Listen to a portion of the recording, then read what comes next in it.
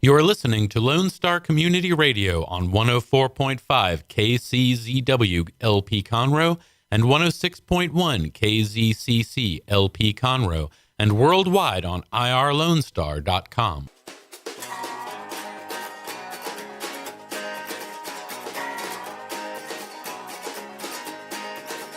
My name is Matt Beasley, and I'm the guest host for Conroe Culture News.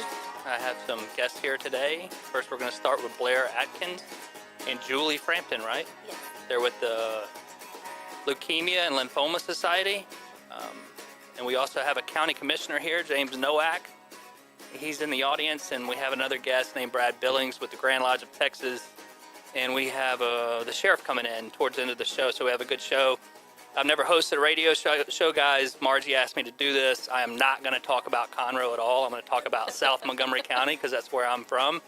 But I'm excited to do the show. So the first person we have is Blair Adkins. He's a good friend of mine. You graduated from Woodlands High School, didn't you? Class of 99. He's done so much for the people down in South Montgomery County. He's been involved in the community for forever, since I can remember. I remember when you worked at the YMCA a long time ago down off of Shadow Bend. So, Yep. And now? Now, I was nominated to participate in the Leukemia and Lymphoma Society's Man and Woman of the Year campaign. It's been a national campaign for many years. This is the inaugural one in the Woodlands. I was very honored and proud. I said yes before they finished the sentence when I was asked. My campaign manager, Mindy, Reynolds, couldn't be here today, so my team captain, Julie's here with me. It's a 10-week fundraising competition.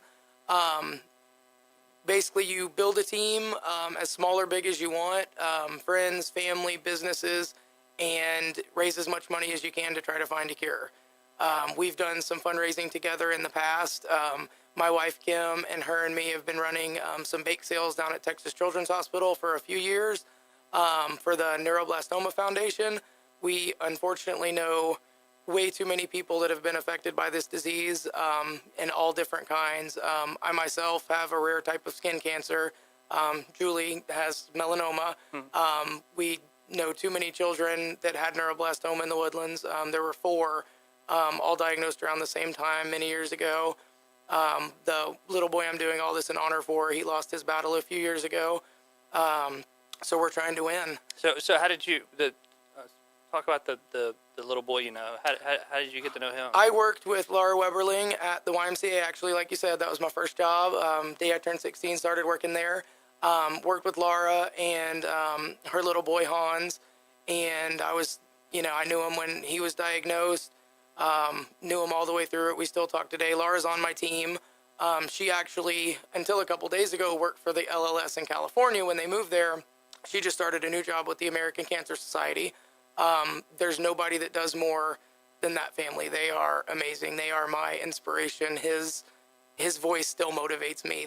When I got home from the doctor when I was diagnosed, after I told my wife, Laura was our first phone call because I didn't know who else to call. I knew that they'd been through it and that she would have some advice for me.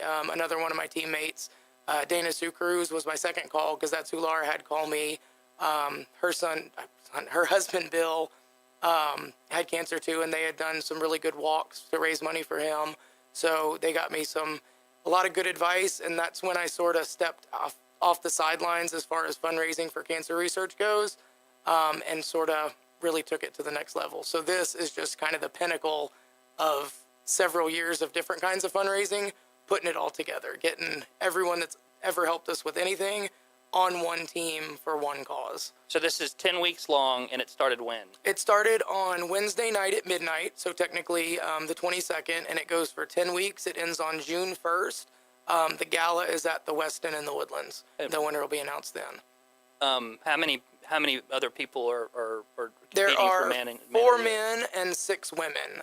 Originally, the numbers were a little higher. I think some people had some other things going on, so it's down to 4 and 6. Okay, so Julie, have you done this before? As far as this actual campaign, no, this is my first time on. Okay, so you and Blair both this first time. Yes. Yep. Okay. They've had it in Houston for, I believe, 7 or 8 years, and it's been a national campaign for many. Mindy would know those specific numbers. I want to say 10 to 20. It's been going on around different cities. This is just the first one in the Woodlands. Do you have?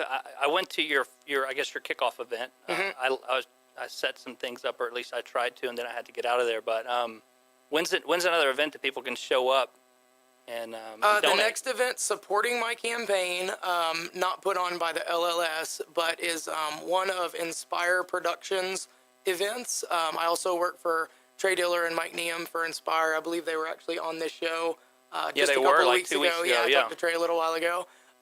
They are donating a portion of their proceeds at the Texas Taco and Tequila Festival. It is on Cinco de Mayo. Couldn't have asked for a better date. In Old Town Spring. So everybody should come out to that. On April 14th, Fleet Feet is donating, letting me use one of their Run the Woods 5Ks at Bush Elementary. So they're going to help me out there. As far as another event, Flying Ace Inc. is putting on an event for me. And for the life of me right now, Brandy will be mad. I can't remember the date we decided. But I'll definitely keep updating Facebook and all that. I do have a Facebook page dedicated to my campaign. It's actually hashtag Team Blair. So if you look that up, you can find it. It's got a little more to it, but if you just search on Facebook, hashtag Team Blair, you can find out about a lot more events too. So what's the, do you have a number? Do you have a goal? My goal, my starting goal is $100,000. Oh, wow. If I raise 50, I get to name a research grant in Hans's memory. So 50 is obviously I'm knocking that out. 100's the goal. Some of the numbers from Houston last year that I've heard are astronomically large. 200 and 300,000 raised from the Woman of the Year and then the Man of the Year. Yeah, out of Houston? Out of Houston. Are you competing with Houston yes. people? No. I'm competing with that number because I like to set records. Okay. Yeah. I would love to set a new record for most money raised in 10 weeks. But the people you're in I guess, in competition with, the fundraise, are in Montgomery County? Yes. Okay. All of them from the Woodlands, yeah. Do we know who the Women of the Year candidates are? Holly Price from Woodlands Hits is one of the female candidates. I can't remember all the names right now. I know Holly really well. There's multiple, yeah. Yes. Yeah. 6 of them. Mm-hmm. So how's it going? It's going good. I've got a lot of friends. The day that I was asked by Mindy and a girl named Julie Hayes, who worked for the LLS as well, before I got up from the table, when they asked me, I was texting people. I was saying, hey, you're going to be on my LLS team. I'll fill you in more later. That was months ago. That was in October. We were at our bake sale in the Texas Children's for neuroblastoma, and he's like, hey, you're going to do this. Yeah. I wanted to lock people in because, kidding aside, and Holly and I have joked a lot about this, we knew we'd ask a lot of the same people. So I wanted to lock them in. She did the same thing. What did he say to you? How did he get you involved? We were at the bake sale, and those are another thing within themselves where we always try to challenge from the last bake sale how we can raise more money. And so knowing, I always call him and Kim, his wife, or my Thelma and Louise in philanthropy work. And we've been working together for 10 years and doing the neuroblastoma thing for 9 years. So when he wanted to bring me in on this leukemia lymphoma, absolutely, hands down, he's like, hey, you have a big mouth. You don't like to take no for an answer.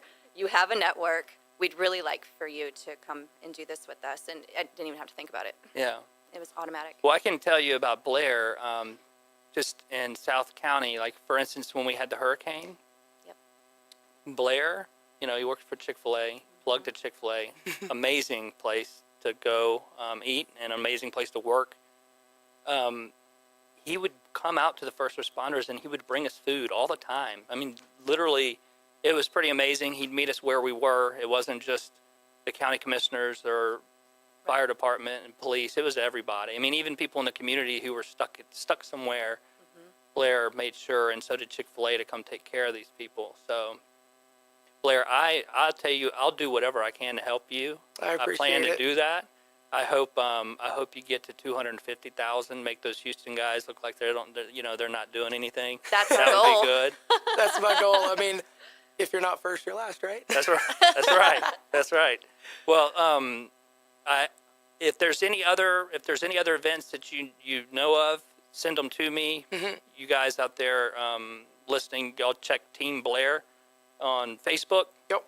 And it's BL. AIR. Yeah. Yeah. They can also go to mwoy.org and search for Blair Adkins, and it will take you straight to that Team Blair page where they can make a donation and go on from there. And it's just like a credit card, like a GoFundMe account type of thing? It's a little bit more sophisticated than a GoFundMe would be. It's all tax deductible because it's a 501 nonprofit, so all of that stuff's going to get filtered through there. But every single dollar raised goes back into the LLS grants, funds, and research. And this personal campaign has done cutting edge as far as the grants are given, the research grants are now doing cutting edge targeted therapy, which is having more response rate than ever before. And so this is just a way where people can come in as a grassroots community and no dollar is too little. It all matches, it all comes together. And it all goes right, I guess, through the society. Yes, the LLS. Exactly. And Yeah, it just Leukemia and identifies Lymphoma this is from Society. Blair. Yeah. Yes. Okay. And just, like I said, check the Facebook page out. I'm going to have people selling jewelry. I'm going to have people selling bags. I'm going to have people selling, what else? Rodent and Fields. I've got everybody I know that has some sort of company business. I've tried to enlist every single one of them.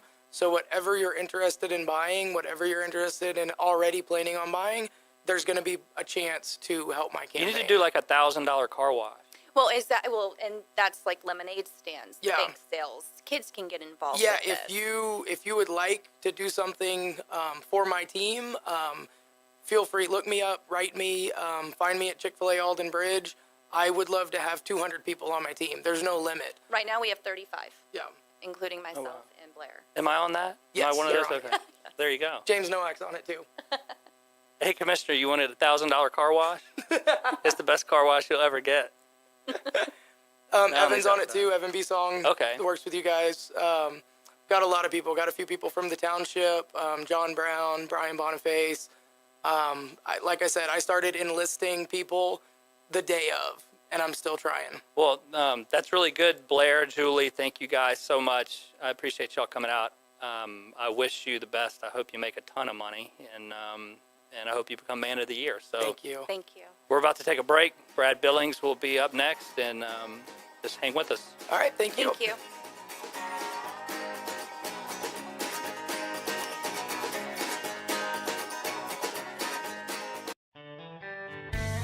Don't forget to download the Lone Star Community Radio app from your Google Play or Apple Store. Bring Montgomery County's community radio with you anywhere with your smartphone or tablet. If you are in the Conroe area, tune in on FM.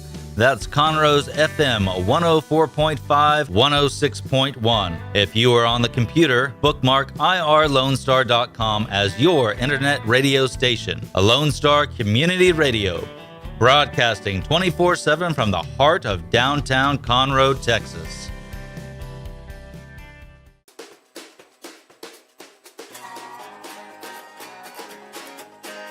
Welcome back. It's Matt Beasley again on Conroe Culture News.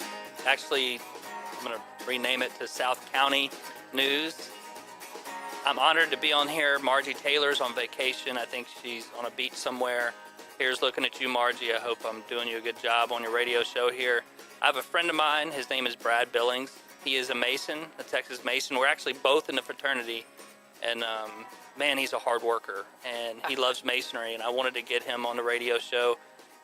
Actually, when I reached out to you, Brad is from Dallas.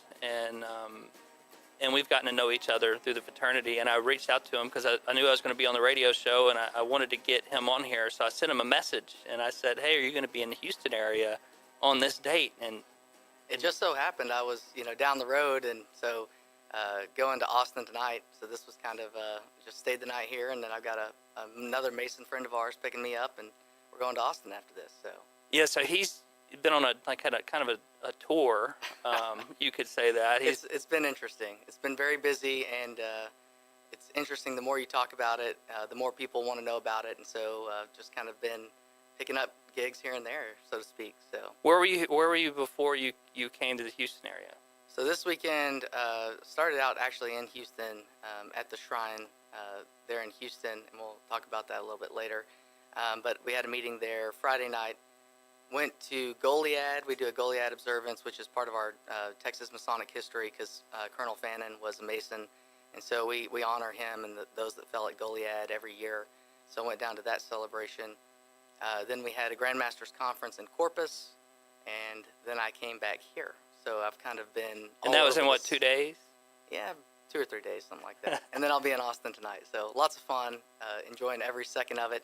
And none of these opportunities probably would have ever come to me, being on the radio. I've done podcasts. I've done videos for the Grand Lodge. None of that would have ever happened had it not been for Masonry. So it's kind of an interesting organization in so many ways. Well, first, let's. I kind of want the listeners to get to know you. Where are you from, and tell us a little bit about you. Okay, well, I'm from a small town, West Texas. It's about an hour south of Lubbock, called Seagraves, Texas. And grew up, and I graduated with 33 people in my graduating class. So very, very small. Conroe makes Seagraves look like a booming, Conroe looks like a booming metropolis compared to Seagraves, Texas. But I grew out there. My dad's a farmer. My mom was a school teacher, so very much the small town kid. Went to Texas Tech whenever I graduated, and I was there for 5 years. Yes, I took a victory lap. And graduated in 06 and moved to Dallas. So I've kind of gotten from small town to, town of 250,000 plus, and now live in the Metroplex, which is booming, kind of like you guys down here in the greater Houston area. So. And how did you get involved? How did you become a Mason? It was multiple things. So my great-grandfather was a Mason, and obviously I didn't know a whole lot about it because he was that World War II generation, and those guys, they don't talk about their personal lives. They didn't open up about a lot of things. So didn't know a whole lot about it. He wore a watch. He wore a ring, which I now have both of those, which is really cool. But something about going from that small town where you knew everybody, you probably knew too much about some people. Then you go to a bigger city, and when I went to Lubbock, I was in the college, so I joined a fraternity there locally, joined a lot of the groups there, and that was became my community. And when I moved to Dallas, I didn't have any community. You don't know your neighbors, you don't know your people at your place of worship because everything's so big. So I was looking for organizations to join to kind of make that smaller, and I remembered the Masons from my grandfather. And I joined it. When I joined it, I was a member of my Texas Tech alumni chapter there in town. I was a member of the Young Republicans and several other groups. But over time, Masonry, after I joined and fell in love with it, I joined more and more and more into Masonry and got less into the other things. So that's really where my focus is right now after work and family is the Masons. So how many lodges are you a part of? I'm a member of 7 lodges. Wow. 2 of them Can you name them all? Yeah, I can. I'll save the listeners the. Yeah, we'll just go with 7. Yeah. But 3 lodges that I belong to that are really special, and these aren't your typical lodge like it would be in your community. But I belong to 3 what they call specialty lodges. One is Texas Lodge of Research, where we basically go out, we write research papers on the history of Masonry or the philosophy of Masonry, and we do that kind of to preserve our history and to preserve our knowledge. And we publish a book every year through that group. I'm a full member there, which means I've written a paper, and I'm also a past master of that group. I belong to Tranquility Lodge, which is a very interesting story, and they have a website, Tranquility, tl2k.org, I believe, is the actual website. And when Buzz Aldrin went up on the moon, he carried 2 flags with him, and one of them was a Masonic flag, and deputized the Sea of Tranquility, which is where they landed, as a Masonic territory. Oh, that's cool. So he deputized it for the Masons. So if we ever colonize the moon, Texas will own that jurisdiction, I guess. Oh, that's good. It was just kind of a neat deal that they did, and they really chartered that lodge to raise some money and raise some funds for different areas of research, specifically with NASA and those groups. And then the other group I belong to is Sweet Home Lodge, which meets out at the Texas Masonic Retirement Center in Arlington. And it's not necessarily a specialty lodge, but it's special because it meets at this retirement home that's for Masons. And any Mason in the state of Texas can go there and be taken care of. So it's just kind of a neat way that we as a fraternity take care of our brothers that need help. So yeah, and that's part of what we do as brothers in this fraternity is look out for one another, and that's really. I really like doing that. I really like to go see I had a brother that was he couldn't get around very well, and I used to pick him up and take him to the grocery store, and it's really nice to know that someone will help me one day, and Yeah, when I can help, I do. It's a little thing, but it means a lot. And that brotherhood is something that seems to be sadly kind of going away in our society. Like I was talking about earlier, where I grew up, everybody knew everybody because it was just a necessity. I mean, you lived within a certain vicinity. When I moved to the Metroplex and where I live now, I live in a neighborhood of 50 houses or so, and we have people moving in and out all the time. So I don't know most of my neighbors. When I go to church on Sunday, it's an awesome church, and as a result, there's like more than 1,000 people. Oh there. yeah, So, big so church. I end up sitting with my wife and maybe like one other person I know, but it's not like it used to be where you knew everybody. But Masonry has this great way of bringing guys together in their local communities to help those that need it more than us, and it's just a fascinating group. It truly is, as they call it, the brotherhood of man under the fatherhood of God. So it's really cool. Now, have you been to the Conroe Lodge here? I have. I actually spoke. Worshipful Master Michael DeFrance invited me. I can't remember when it was, but I remember the nasty weather was moving in, and I got out of there just ahead of that weather, and I was hightailing it all the way back to Dallas just to stay ahead of it. So it was 2 or 3 months back, and it was really neat to get to go there and speak about Masonry and talk a little bit more about our philosophy to our members and kind of give them a little bit more of a perspective as to what Masonry means to me. Yeah. Well, Brad's going to come back. We're going to take a break here in a second. I need to get you to Oakwood Lodge. That's where you need to come next. I am ready. So we'll be back. We're going to talk a little bit more about it, how to join and things like that. So stay with us. Lone Star Community Radio is Montgomery County's radio station with talk, music, weather, and traffic for Montgomery County. Have a question or comment about one of our shows? Just contact the station on irlonestar.com or call in and leave a message at 936-647-3776. Get involved with your community with Lone Star Community Radio.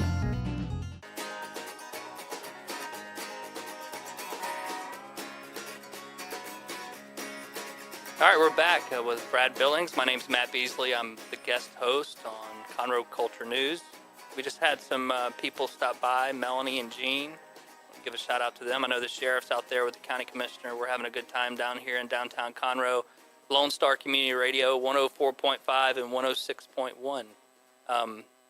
Brad and I are talking about Freemasonry. And so one thing I get asked, or people have a misconception that you have to have family in Freemasonry to become a Mason. That's not true. So, Brad, how does someone join if they're interested in it? Well, yeah, that's absolutely a misconception. I mean, if we just took guys that were legacy members or, family members, we probably wouldn't be around anymore, right? So it's open to anyone. There are some requirements. You do have to be what we consider a good man. We investigate you kind of into your character just to kind of get to know you a little bit. But if you're interested in joining, really, it's a fairly simple process. The main part of the whole thing is you have to ask. There are 2 lodges here locally. There's Conroe Lodge, and there's your lodge, Oakwood, which is just a little bit north of us here, I think. And it's really asking to become a member. That's the one thing. And on the petition that you fill out to join, there are 3 questions that you will be asked specifically, and they deal a little bit with religion, but more in a spiritual nature. They ask that you have a belief in God, a belief in life after death, and a belief in a volume of sacred law. So for those of you out there who are unfamiliar with those terms, I'm a Christian, so to put it in Christian terms, I believe in God and Jesus the Son, I believe in heaven, and I believe in the Bible. So those 3 things qualify me to be a Mason with my Christian religion. And so, well, kind of give me your journey. What's Masonry to you? Absolutely. Masonry is a group that unites men of all faiths and in all backgrounds, from all walks of life, and it's really neat. It's kind of like I guess the modern day term for it would be like an interfaith coalition where guys come together to try to improve themselves and also to try to improve the communities in which we live. And so the journey of Masonry to me has taught me several important lessons. It's taught me first and foremost kind of more about myself and how I belong in the society and how I can contribute. It's taught me about education, that, just after I went through high school and I went through college and I've done training at work, that we should never stop learning. We should always continue to search and seek knowledge. And then ultimately, it's taught me that all those things are great, and everything that you want to accomplish in life, you can do it with those first two things. But if you don't have some element of religion or spirituality, those two things, at some point, you're going to look back and say, man, I missed it. I missed the boat. And so Masonry does a really great job, for me at least, of reminding me of what's important in life and kind of helping me to refocus on those things. And it surrounds me with good men at the same time who are on that same journey. And those guys help to keep me straight as well. So it works in multiple ways. It definitely works on me as an individual, but it also works on me by putting me in a society of friends and brothers that are all trying to accomplish something good for their community. Well, and I travel around. I've set lodge in different places in Texas. I set lodge in Louisiana. I went to Baltimore. There's one lodge in Baltimore, the city. It's the only working lodge there, and that's really neat to go and meet other Masons and be with them and be around them. And I know you've been to different places, different countries, right? Absolutely. And what's funny is Texas is its own country. Let's be honest. I mean. It is as vast and as wide in Texas as it is pretty much anywhere in the world. So I'll start there. But last Tuesday, I was in a lodge called Fish Creek. And this lodge is in a town called Marysville. It is a dead town. There's nothing there except for the church and the lodge. That's all that's in this town. So you get off near Gainesville, which is almost, Oklahoma. And you go west and north about 10 miles down a Cleachy Road. And you find this lodge in the middle of a dead town, and it's a 2-story aluminum barn. It is fantastic. It's held together by 2 cables that span the building, and it's heated by a potbelly stove in the middle of the lodge. So this thing is literally like stepping back 100 years in time. In fact, the bottom floor used to be a school, and so the lodge went on the top floor and the school was in the bottom. So to go from something like that last Tuesday to tonight, I'm speaking in Austin Lodge, Austin 12, which is the oldest theater, or it's one of the oldest theaters in Texas. They're not quite sure, but just a beautiful edifice, very well done in downtown Austin. I mean, so you couldn't get any further apart than these two buildings, and that's just kind of the diversity of Masonry. But then it spans not just in Texas, but the United States and all around the world. I was sharing with you yesterday a little bit about my travels in Guadalajara, where we did not speak any English and were treated like kings because these guys recognized us as brothers. And then the Grand Lodge of Spain, kind of a weird story, but I'll share it with the listeners.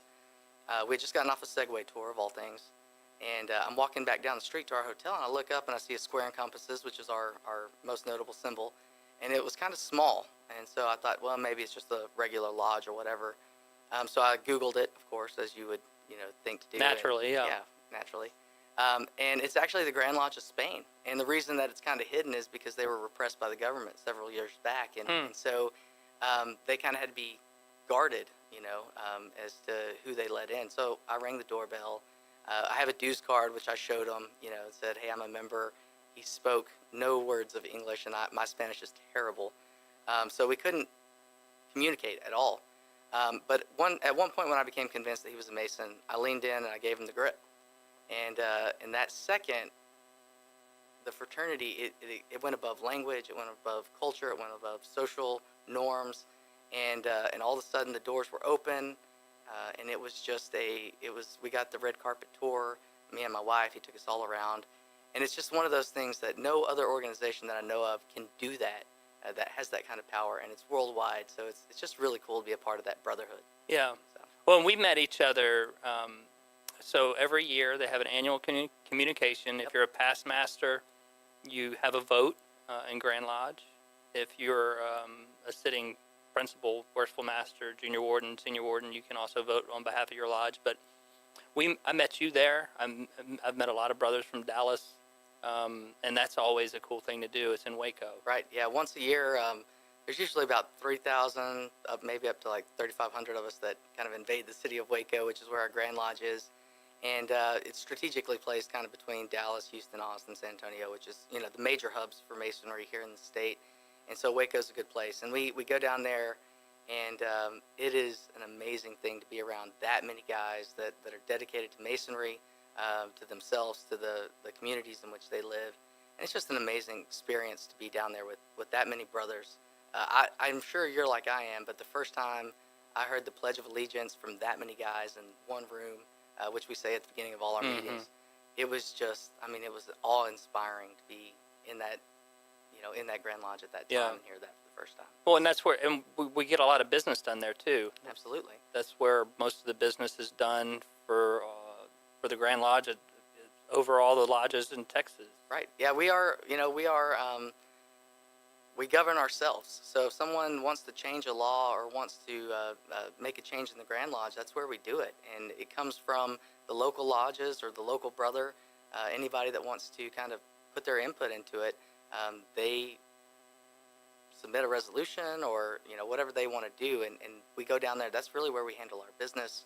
But it's a big social deal too, Unfortunately, our brother, Brandon Jenkins, just passed away. But he, for the last several years, played a concert down there in Waco, and it was phenomenal, just kind of this private concert for us down in Waco. So it's social. We do handle our business down there. We elect our Grand Lodge officers for the next year. It's just a lot of fun, and it's a great way to meet brothers from all over the state. Like I said, this state is diverse as as most countries, I guess I would say. So it's really neat to get to go down and meet brothers from all over Texas. And I wouldn't have known you had I not met you down there. No, absolutely not. And that's the great thing about it. And we have a good time, and it's just one of those things I look forward to every year. But Brad, I want to thank you for coming on the show. Absolutely. It just so happened to work out perfect. I think sometimes there's a bigger plan in play. Yeah, right. That might have been what happened here, but it's been a great several days here, and I've got some more stuff on the back end of it. But that's what masonry does. It makes the world a smaller place. Yeah. And so I would just say to anybody that's out there that's listening, that's maybe interested, remember, if you're interested, you have to ask. We will not ask you. We do not recruit members. It's just part of our philosophy. But if you're a good man, you want to make a difference in your community, you want to be a part of something bigger than yourself, I can't think of any other organization that is better than the Freemasons. Yeah. So. Yeah, and if you're listening, you can look up Oakwood Lodge off 242, Conroe Lodge. It's right down the street. We have websites, or you can type in Grand Lodge of Texas, and you can find out where a lodge is close to you. We've got one in Willis, one in Montgomery. So there's a lot of different lodges to reach out to. Right. Yeah, in the Grand Lodge, there is a Grand Lodge locator a lodge locator. In case anybody's listening that's not here locally, you could go onto the Grand Lodge website, look for the Grand Lodge locator or the lodge locator, and type in, you can look it up by, I think, county, zip code, and you can find the local lodges in your area. And because the lodges are so diverse and so different, if someone's interested in joining, what I recommend them doing is go visit the ones that are close to you. You might not hit it off with one lodge as much as you do with the next lodge. So if you're interested in joining, because we are so diverse, and that's the beauty of it, visit a few lodges and then decide for yourself which one you want to petition.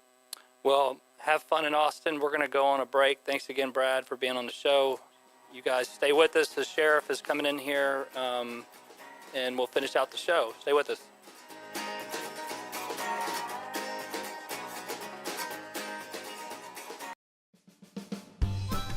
Our talk shows and music shows are looking for sponsors. Want to expand your brand awareness? Reach the hyper-local audience in Montgomery County? Lone Star Community Radio sponsorships accomplish this. Want to see our stats and rates? Check out ourlonestar.com/sponsor for more information. Or call in and leave us a message at 936-647-3776 with your questions. Get seen on TV, YouTube, and heard on our podcast, FM, and internet radio. Support your local radio station with Lone Star Community Radio.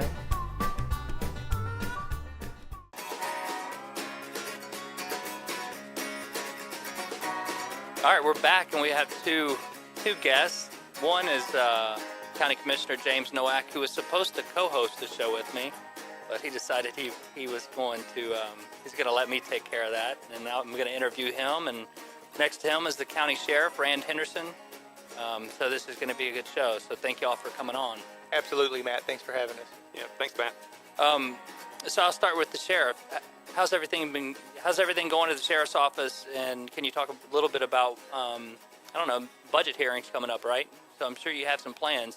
Oh yeah, without a doubt. We're all about the plans. We've we rolled out our strategic plan last year, and we've ticked off a lot of the boxes and made a lot of accomplishments from that.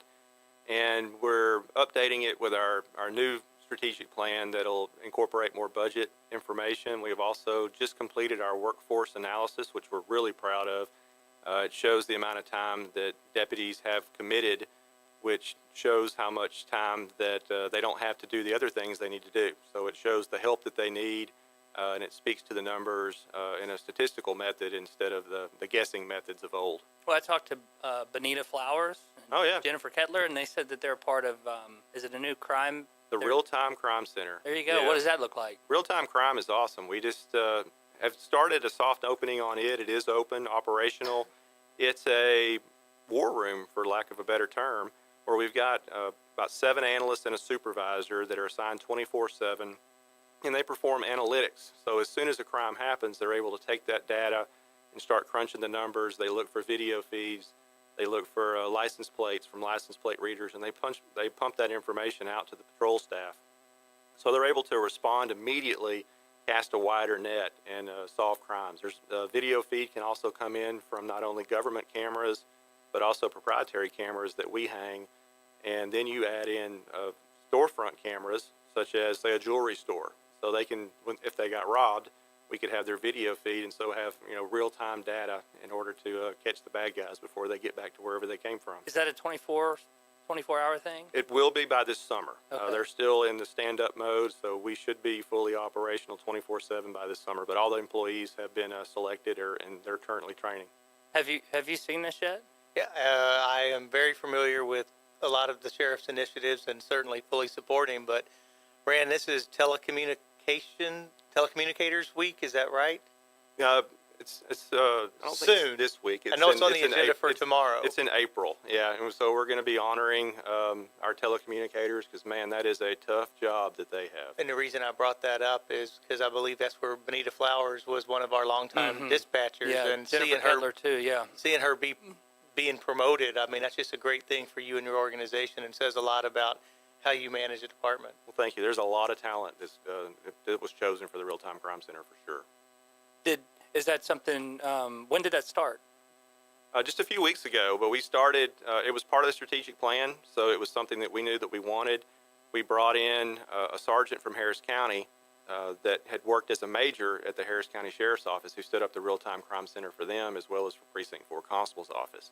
So he has a lot of experience. It's a model we adopted from major city departments like New York, and it's going to be a boon for Montgomery County. That's good. I'd love to go see that sometime. Come visit. I'll give you a tour. It's been a long time since you were in police world. Yeah, it's been a little bit. And I'm, I guess in January, depending on how things work out in November, I'll probably have to give up my reserve and maybe go somewhere else. But I am a reserve deputy for the sheriff. I actually went and qualified maybe 3 or 4 weeks ago. Congratulations. I did pretty good. Congratulations. I made it. Yeah. So, and actually I drag Commissioner Noack out there occasionally. He shoots. He's pretty good. Yeah, we have a good time. And I tell you, I wouldn't want to get in a shootout against Brett Ligon. Yeah, no, he can shoot. No, there's no doubt about that. Yeah, he says he's a shotgunner too. I haven't seen that yet, but I've never seen you shoot. Oh, I shoot great. Okay. Especially if you haven't seen me shoot. Well, I think that should be a challenge between the three of us. We need to get back out to the range. I'm ready. I'm a 95% guy. So rarely ever do I clean it. I'll get up at around 97, but I rarely ever clean it. Yeah, I've never done that. 91's the best I've ever gotten. And I don't know, do you remember your score last time? No, I just remembered that out of the, I can't, was it like 236 points you have to get to qualify? It's 200. 200. Yeah. And I you got 236, right? Yeah, something like that. What is going on with the range? Oh, well, the commissioner keeps bailing us out. We keep getting flooded. So even floods that don't affect the rest of the community affect our range. Yeah. So we got hammered particularly bad tax day, Memorial Day. Of course, Harvey, we had, 30 plus feet, probably about 35 feet there, inundated the building. And we've been patchworking it and still looking for new locations. If any listeners out there have some ideas, we're all ears. Absolutely. It's one of those things where you just sit back and wonder who in the world thought it was a good idea to put a gun range on the edge of the creek. It's the amount of money that's cost the county over time. We could have a first-class indoor shooting facility somewhere for the men and women, wearing the uniform. And I'm hoping that Commissioner's Court seriously begins to address that issue. And kind of speaking of court, there's a lot of things coming up that we need to be looking towards. One of that is ME's office, and you as the now Republican nominee for JP3 and having the sheriff with me here, I'd certainly love to get some input from both of you on a medical examiner's office and how it would help your departments in the county overall. I'm all for it, Commissioner. I think it's a great idea. The more experienced investigators that we can have working death scenes, the better. So I think we've gotten so large, and that we have a full-time forensic pathologist on staff with assistants that are investigators as well, that I think the time has come to start going down that path and exploring it and starting to make it happen before we're mandated to. You know how I feel. I campaigned for it. That's that was right. on the campaign trail that we need a medical examiner's office. There's plenty. The need is there, and it's been there for a while. So I think it's a good thing for the whole county. I do too. I think that's something that we'll have a lot more discussion on going forward. I know the county attorney's office has been working with us on making certain that the facility we have and the people we have on staff currently could meet those requirements of becoming an ME's office, and we do. There's literally nothing we need to do other than have court action turning our forensics center into a medical examiner's office, and it's something that statutorily we have to do at 1 million people anyway, and I think it would be a smart move for the county. Well, during the campaign, I heard people say it's going to cost a couple $1 million and take 10 or 12 years to get it done. It doesn't sound like that's the case. No. There is going to be a point in time, and it's going to be sooner rather than later, when we will need to have a forensic science center. We need a true medical examiner's office. When I mean office, I mean the building. We need a facility that is going to help with not only the transition, but with the long-term impacts of maintaining a medical examiner's office. But we do have the people and the skill set to do it right now. Sheriff, do you remember when we used to have to drive to Dallas? Yeah, drive to Dallas, wait forever, drive to Houston, wait forever.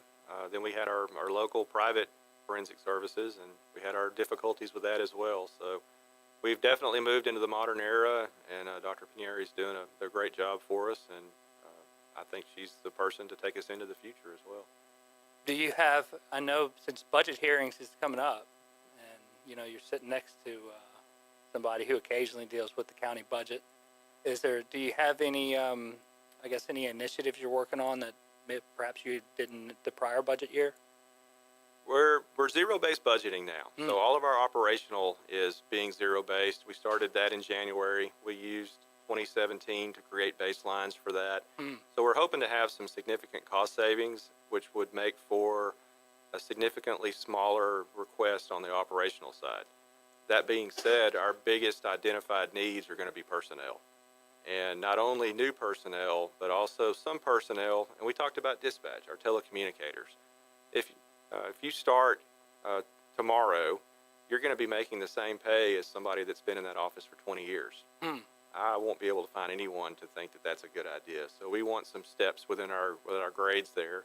So you have some opportunities once you get certifications and you get to a senior level status that you would be paid more, not like a rookie telecommunicator. And the same with the jail.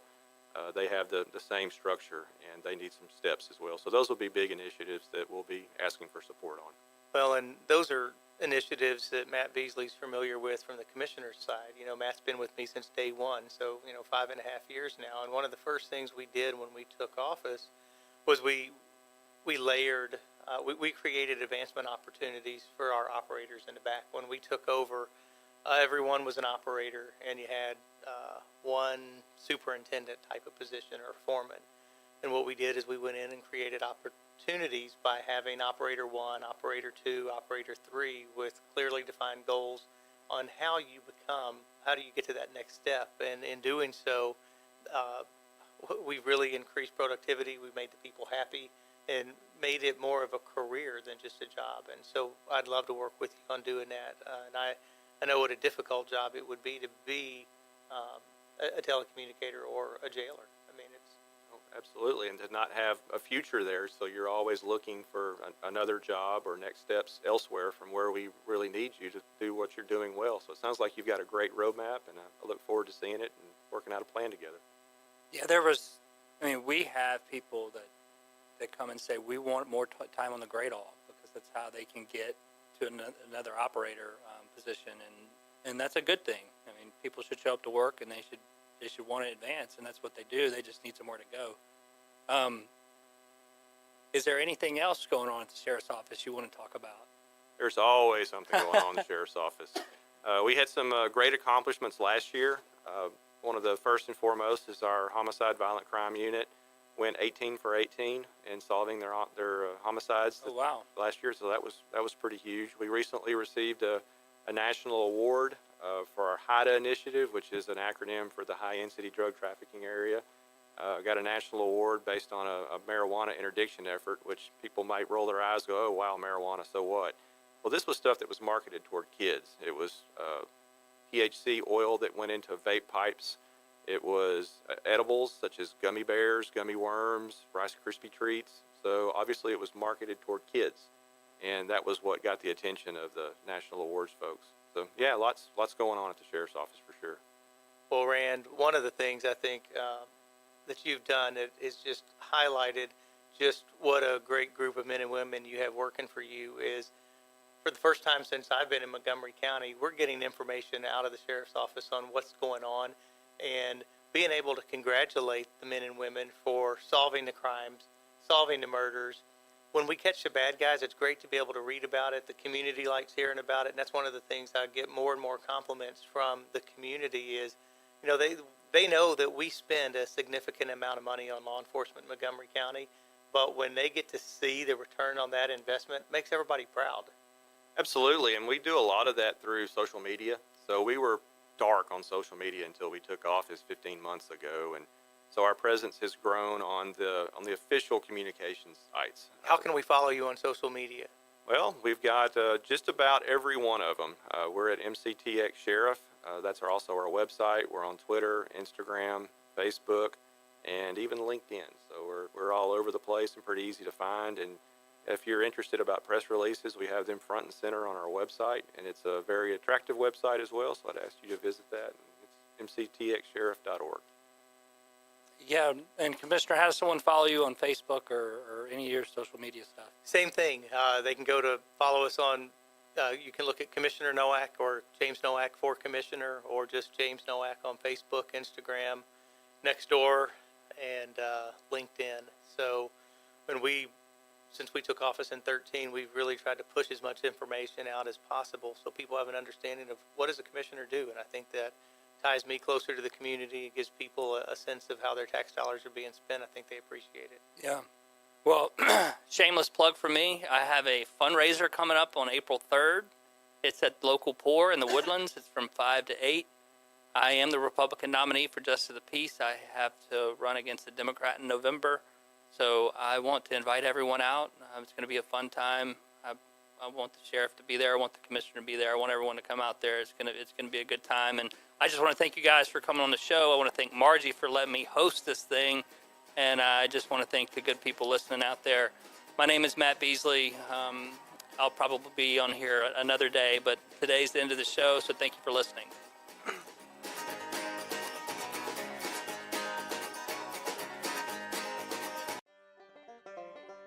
Thank you for checking out this production of Lone Star Community Radio.